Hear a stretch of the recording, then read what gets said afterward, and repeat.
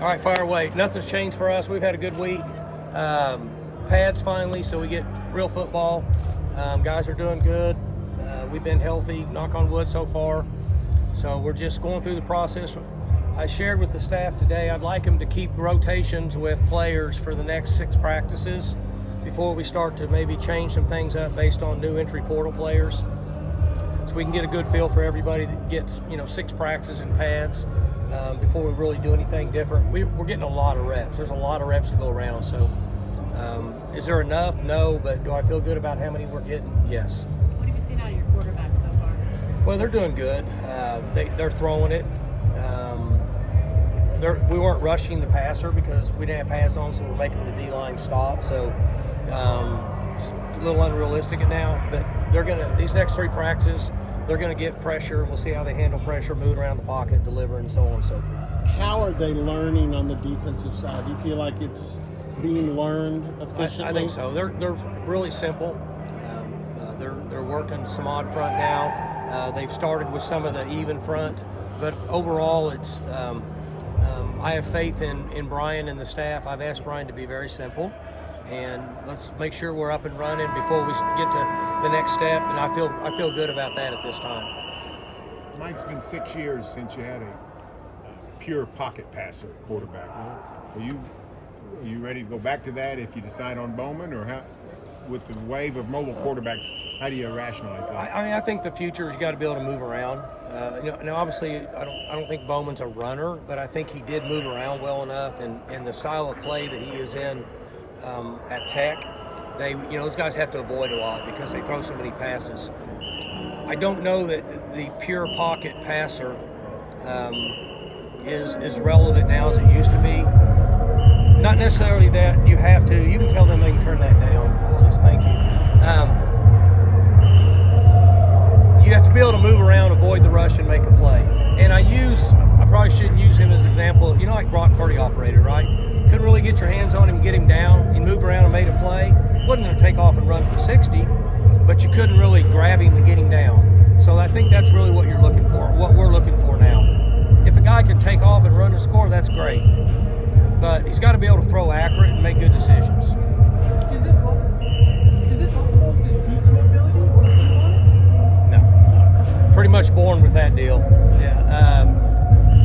Can you improve on your 40 a little bit? Can you do footwork drills to your quickness? But, to take a pocket passer and make him run around like Lamar Jackson, that's not going to happen. Is it too early to tell if any of the new guys are going to be leaders?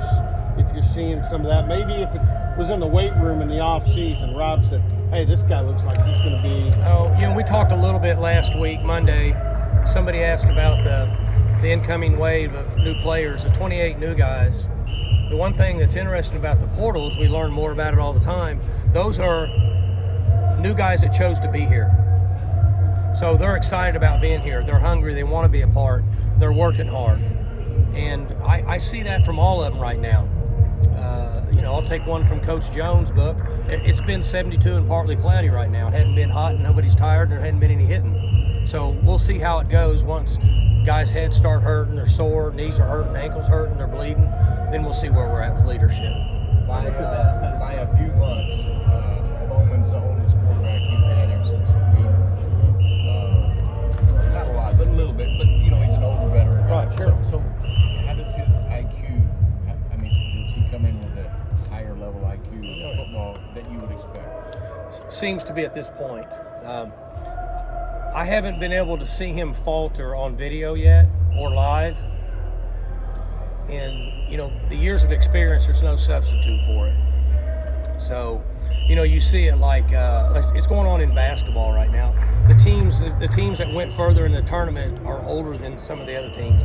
You can't replace maturity. So that's what he brings. That's why we brought him here. That's what he brings to the table. You guys got your pro day this week. Mm-hmm. Next year, Big 12 goes to a combined pro day. Mm-hmm. What do you think of that idea, and what do you think that's going to look like next year? I think it's good. I think what it does is it brings them all together, and it's a neutral site for the GMs and the head coaches and scouts and owners, whoever, to get in one location and see everybody. and it should make it much easier for them to do their job, in my opinion. And then you don't have to concern yourself with one guy ran a 4.48 on this surface. Well, if he'd have run at this school, he would have run a 4.3 because it's a better surface. That's history. We're all in the same spot. I think it's a good idea. Now, I haven't done a lot of research on it. And then if there's issues, a player can call a pro day anytime he wants. Like if the quarterback at Ohio State, if he said, I'm going to be over here at this high school and have a pro day, everybody's going to show up. Now, if I called one, I don't think anybody would show up. But any player can call a pro day anytime. But I think what they're doing now to bring everybody together is a good thing. It sounds like, too, that the players will have a little bit, it's almost like mini combine. They'll have some learning opportunities, which is pretty cool, too. That's exactly what it is. Then they'll be able to throw to different people. So just like the combine, you're exactly right. They'll work out. Different receivers will be running routes, I'm guessing. I don't think they'll keep everybody together. But I think it will allow the NFL to do a better job at a neutral location. Who are some guys who 3 months ago you didn't even know they existed, and now you're confident that they'll really be a real asset for them? Well, I'm hoping confident. Last week we talked about this Monday. That's the direction everything's gone, 3 or 4 out, 3 or 4 in, 2 out, 2 in. Keep your numbers balanced, do the best you can. Until they come to contractual agreements in recruiting, that's what we're going to have to do as coaches. Where that's the downfall right now is we don't really know how to manage our numbers because we don't know what we're going to be faced with. You hear things going on. Is it true? I don't know. Sometimes it's true, sometimes it's not true.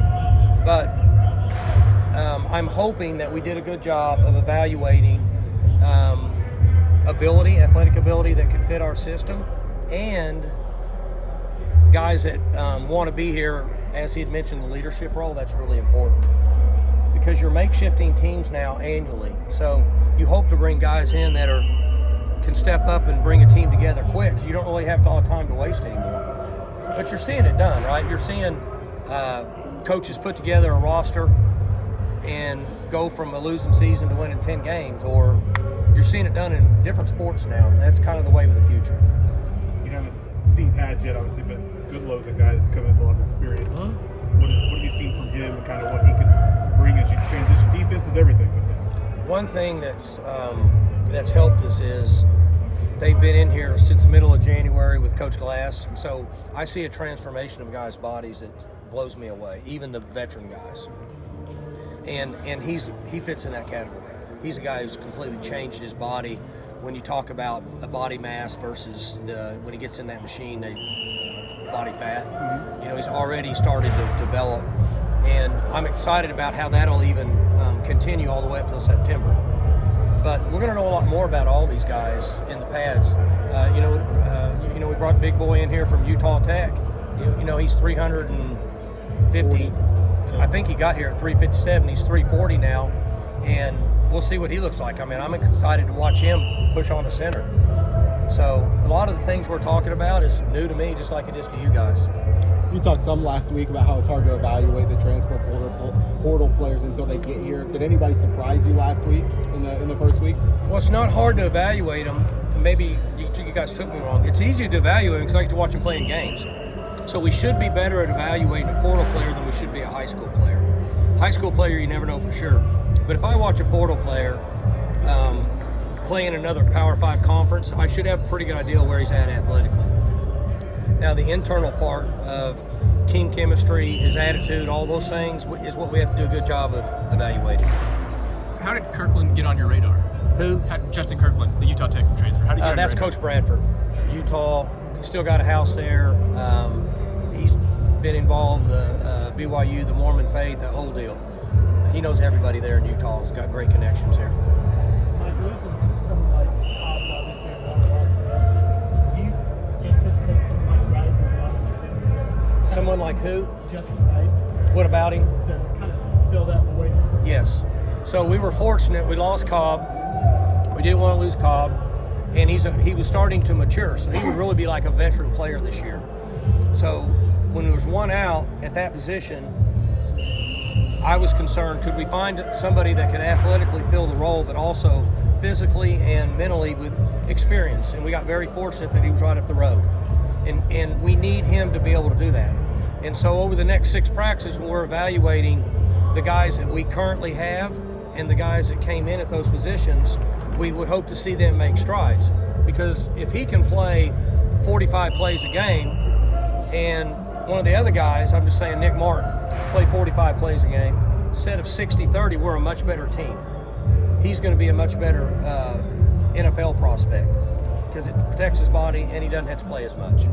How'd you discover Leon Johnson from George Fox? You weren't here last week, were you? Okay, I'm going to give you a quick rundown.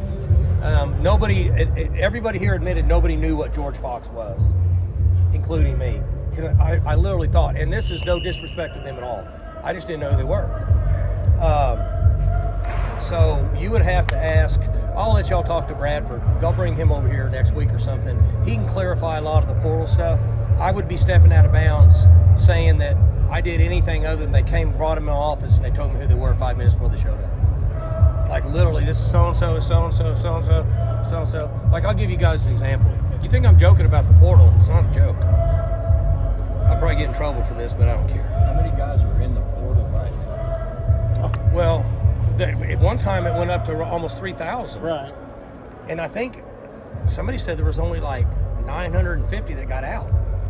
It's still I don't know over for sure. 2,000. Yeah, I don't keep up with 900 in basketball today as we speak. So it. In hoops? basketball. Yeah, so they only play with 5 people. We play with 22. So I'm not smart enough in math. I need to get Leon Johnson here. He's a math major from George Fox. But you can do the percentages and you can see, so it's actually worse in basketball. If there's 5 on the floor, let's just say 7, and they got 900, but there's more schools, so I don't know. It's a lot. 3 a team. Yeah, somebody's opinion. You guys can construe it and write any way you want, make it how you want it. So it says, okay, so-and-so's here today. You have not sat down with him. You haven't seen him face to face. His team did this, just did this. He's on a visit with his dad, so-and-so and so-and-so. His brother, so-and-so and so-and-so. His teammate, so-and-so and so-and-so. He was last on campus in January. His mom, so-and-so, is here. I'm not going to do all this. Mom's this, mom's this, considered this. National recruit, blah, blah, blah. Is very familiar with us. Loves Jaden Bray, blah, blah, blah, whatever. All right, good luck, Coach. Have at it. I mean, most of the time, that's me. That's what I do. So That's your cheat sheet. it's Cliff Notes. Yeah. See, you're probably too young to know what a Cliff Notes I is. know. Right? You could just use the Cliff Notes version. But sometimes they would come in and throw a guy on and say, Coach, you need to watch this guy and see what you think. Most of the time it was, here he is, he'll be here tomorrow, and let's roll. That's the way it is.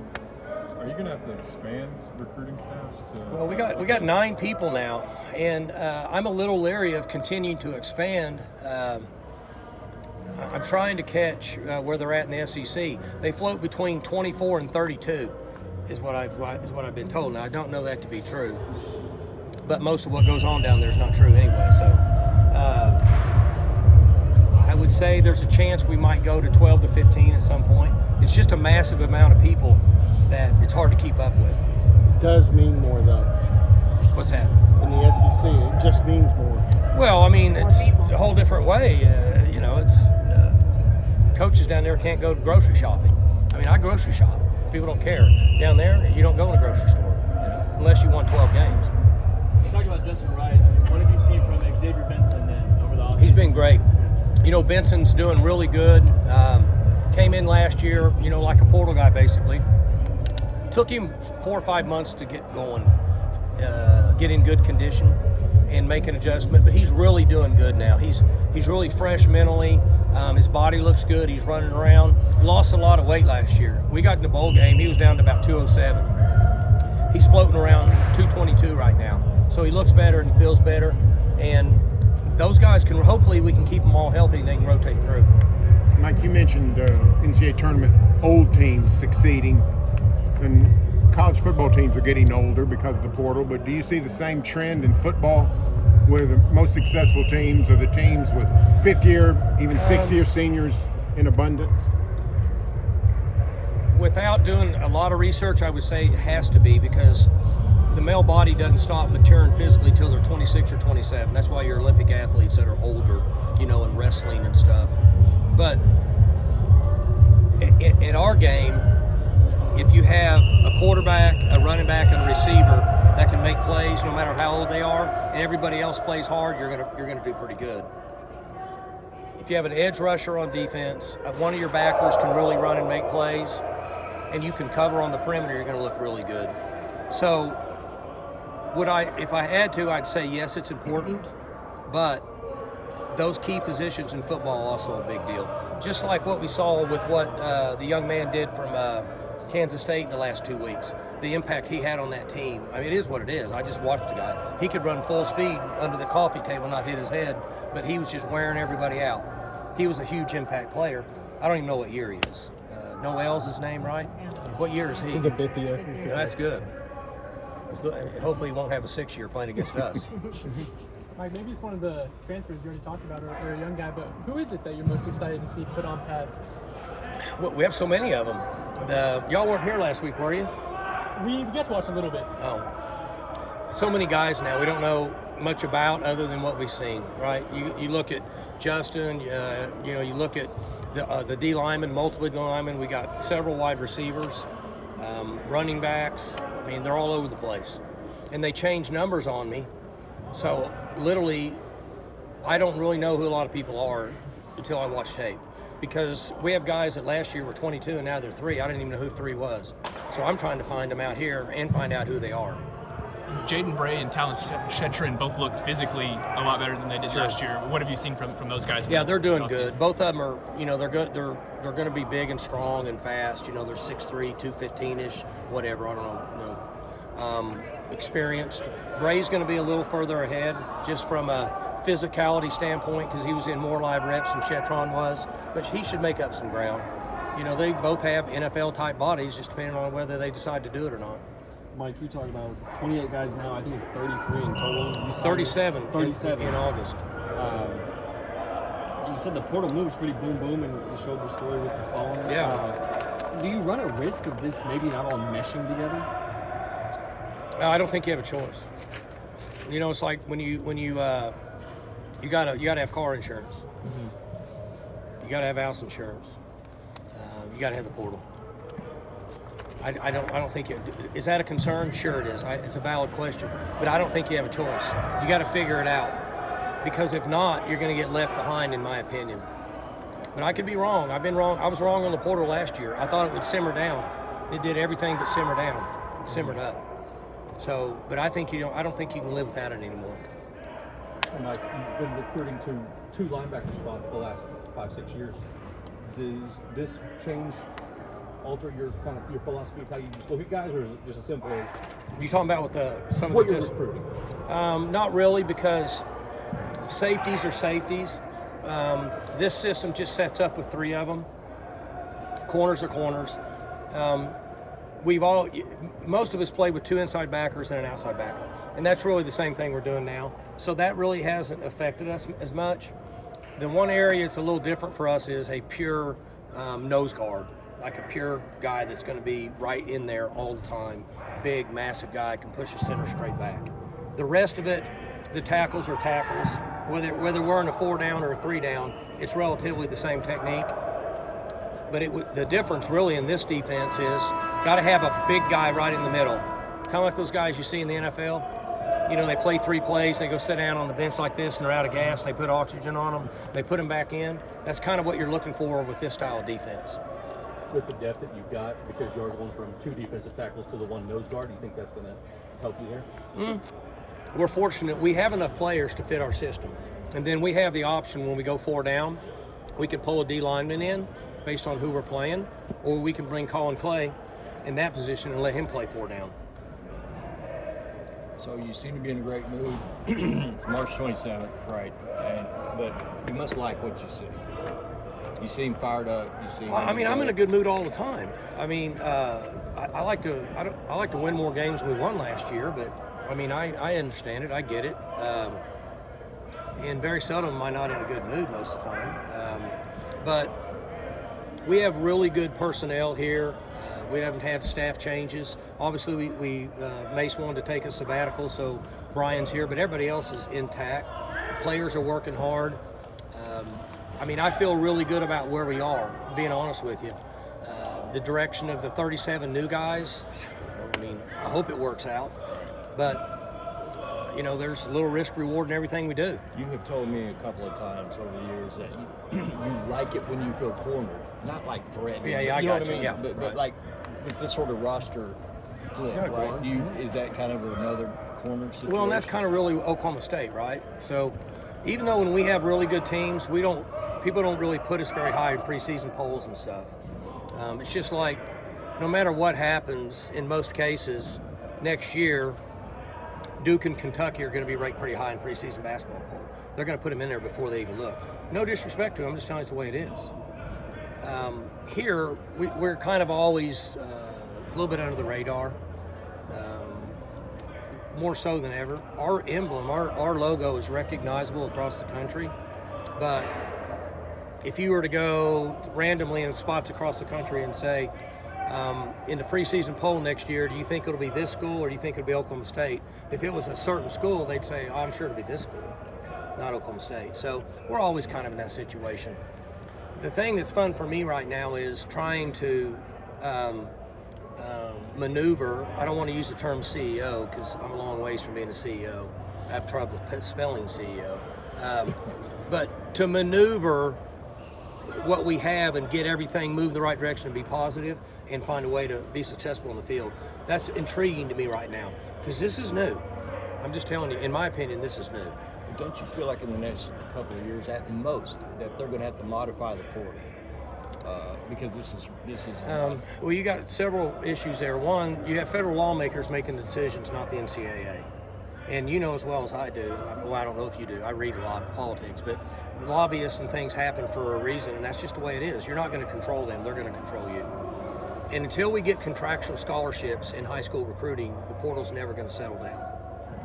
For example, young man should be able to sign a 1, 2, 3, or 4 year scholarship. That's their choice. Whatever they sign, that's what they're committed to. Contract. That's what we're going to now. That's the only way that we are going to have a chance to manage rosters. So let's just say that at the end of this year, I've got 19 guys whose contracts are up. They may be a senior or a freshman. So if you're a 5-star guy, like you're a heavily recruited guy, you might just sign a 1-year deal. And then say, well, I'm good enough to sign another 1-year deal, or I can leave if I want. So until they do that, we don't really know who's in and out for that upcoming year, so it's hard for us to balance our numbers. So I've suggested it. I don't know if anybody's listened or cares, but high school kids ought to have an opportunity. So you want a 4-year deal? Sign a 4-year deal. But you're bound to that 4-year contract unless your head coach says he'll sign off and let you go. And then that puts more pressure on the head coach, but at least it gives a young man a chance to leave if he comes in and says, Coach, I'm not good enough to play here. I want to go to this school. I sign off and let him go. Or whatever reason. But that's the only way they're going to be able to manage numbers, in my opinion. That would slow the portal down. You don't think it's just as simple as maybe just saying, okay, you got one free move, but after that, you got to sit. Yeah, so there's over 14,000 unread lawsuits right now sitting on NCAA's desk in San Francisco. So every time you try to corral a young man, they're going to file a lawsuit and they're going to give them a waiver and they're out of here. That's the way it is. And then they're going to fight that battle. So we've got several players that are playing this year in the NCAA that are at their 3rd or 4th school. How does that work? They just file a waiver. So you can't control them. Unless it becomes a contractual situation, you're never going to be able to control the portal. Who's this quarterback you signed out of Denton, Sparkle, or what was his name? Stark? I can't remember his name. Which one? Nick Sarkle? Yeah. Didn't he go to 6 schools or something crazy? Well, and I think the young man that we played this year at Arizona State, I'm terrible with names. He came from Florida. Yeah, Emory Jones. Hadn't he been to several schools? Or the one at West Virginia, where'd he go? JT Daniels is at Rice. That's his 4th. Okay, so, I mean, I got nothing against you, but he's at 4 schools. So you're not going to control it. Until it becomes a contractual situation and somebody says, look, we have to hold you to these contracts, unless your head coach will sign off on it and let you go, you're not going to be able to manage numbers. Just no way. Can't do it. Coach, you're about to the second period. Yeah, they don't care anymore anyway. I'm having a good time. Mike, last year you were 6. Thank you, though. Last year you were 6-1, top 10, everything going great. And then second half of the season didn't play well, got banged up. Self-scouting. If y'all look back and saw what went wrong, just besides certain player availability. Yeah, the first thing we had key guys get hurt, and then we got immature at some spots real quick. We ran into Kansas State, and they were starting to play really good, figuring out what they wanted to do at quarterback. In my opinion, I don't know. I'm just giving you my opinion. And we realized they were a good team. We caught them at that time. They were rolling pretty good. They were mature at that spot. That 22, the back they have, I think his number's 22. He's gone, right? He's gone. That's going to make everybody better. Him not playing against him. Then we couldn't recover, so that happened. Then we go to Lawrence. They're running the option really well. We don't tackle. We don't play well in defense. We're playing with a freshman quarterback. Snowball starts to roll. Can't get in front of it. Can't get going downhill, and it just kind of caught up to us quick. Self-scout. What would we do to fix it? I'm not really sure that we had a quick short answer for that, but I do know what happened, and it's the unfortunate thing in sports when sometimes when it gets going downhill, you can't stop it. I mean, it's hard to stop it. That's what happened, which was the first time that's happened here, but it was definitely an eye-opener, that's for sure. What about your run game?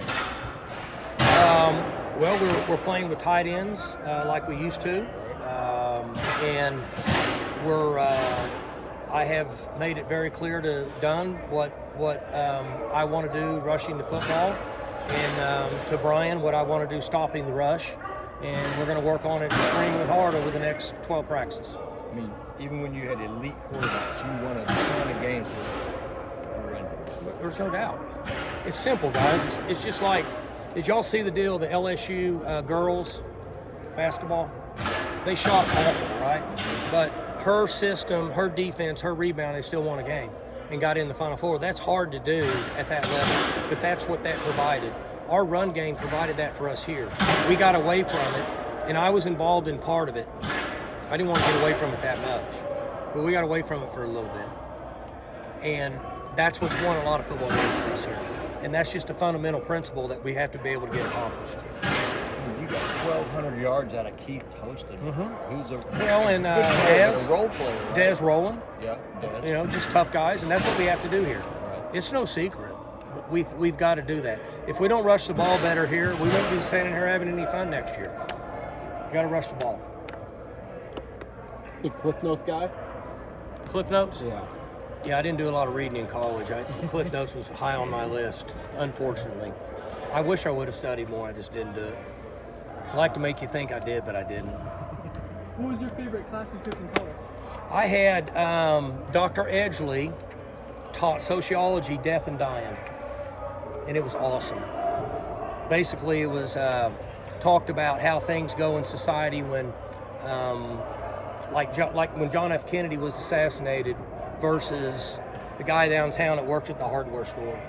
You know, the massive promotion that went on for him. Obviously, he's a president, but just different things and how people relate to society. And Dr. Edgley was the professor, and he made it as good as anything because of him. But that was my favorite class. The other class I went to, I wasn't as fond of. You didn't get that? I got it. Huh? The other one I went to, that was about wrapped it up. Back then, we were on 8-year plans to graduate. All right.